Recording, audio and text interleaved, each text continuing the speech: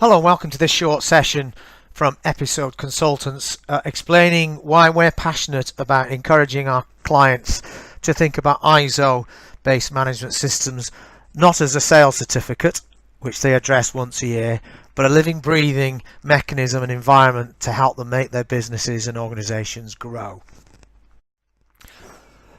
Our approach is based on what we call the Business Growth Planner. And frankly, it's not rocket science. I'm sure you'll see this in various guises from any number of organizations. The approach is straightforward. What we're saying is have a clear vision and set of parameters around defining what you want your organization or business to look like, let's say in 5 years' time. Critical to that is understanding exactly where you are now and why you are, what it's all about, who's interested in what the organization does, and so on. And obviously, key to that then is putting a plan in place to guide you through the forthcoming journey. Now, I won't go through these in detail, but we're about to explore how, by taking this forward-looking approach, you put a framework in place that empowers the organization. One of the key things that we always say to our clients is start working on the business, not in it. And once you start putting structures and frameworks in place, that enables others within the organization to undertake tasks and responsibilities, freeing senior management time. So we need to start thinking about all of these various things that we've listed here. And we've got another video which talks in a lot more detail about this approach. As we talked about very briefly, where Episode really scores is by helping you capture what things look like now in a systematic way and then giving a framework to begin evaluating it. And that's where the gap filling starts coming in and obviously ending up where you want to be. So why have I introduced this slide here? Well, one of our associate partners is a great organization called Decision Processes International. Now, they were founded in 1980 with a unique approach to what they call the critical thinking processes.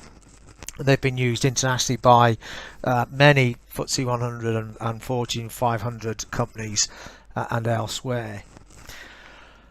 In essence, what they have is 3 areas that they really encourage people to think about. The first is their strategic thinking process, and this is what this slide really is capturing. It's all about understanding the 7 areas that you've got across the top there. What's the organizational strategy? What plans have you got in place? What resources are needed, and so on. And those subject areas should make sense to anybody. And clearly, what the black X's and back X boxes are saying is without any one of those 7 being in place, you get the outcomes showing on the right hand side. Well, so what? What's ISO got to do all of this?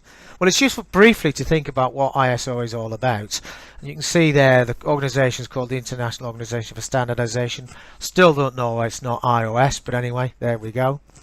The key point is that they bring together subject matter experts from around the world and try and codify, give people the framework to do whatever area of subject matter they're looking at. And let's, in this case, think about the quality side of things.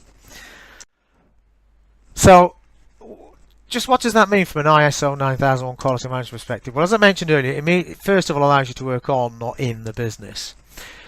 It allows you to put control in place, facilitates the passing off of day-to-day activities to people more skilled and potentially able to deal with those news. And as a result, you should be getting the increase in sales and so on that you're aiming for and get operational efficiencies at the same time. Now, any ISO standard, and ISO 9001 is the one we're looking at here, has a number of expectations and a structure to it. And they're called ISO clauses. And I wanted to highlight here the fact that the elements on the left-hand side are the elements that DPI help you focus on. ISO maps beautifully onto this, and you can begin to see there in that middle column some of the key clauses or areas that ISO expect you to focus on when building an ISO-based management system. Importantly, the right-hand side element there is saying have a systematic approach to all of this. Now, some of you may have a negative view towards ISO systems, that they're cumbersome, that they add a burden to the organization, perhaps producing not unnecessarily hinderous results. That's not the case. Done right, you should end up with a management system that gives you the benefits that you're looking for. Thanks for taking the time to watch this short video. Please do get in contact if you want information. You've got our websites there. Episode is on 0113 801 9001. That's 0113 801 9001. And DPI can be contacted on 0203 744 1161. 0203 744 1161. Thanks again.